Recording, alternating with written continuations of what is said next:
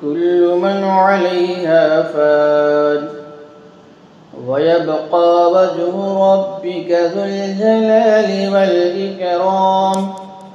فبأي آلاء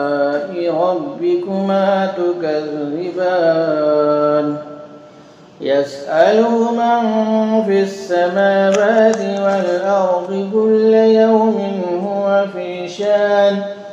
فبأي آلاء ربكما تكذبان سنفرغ لكم أيها الثقلان فبأي آلاء ربكما تكذبان يا معشر الجن والإنس إن استطعتم أن تنفذوا من أقطار السماوات والأرض فانفذوا لا تنفذون إلا بسلطان فبأي آلاء ربكما تكذبان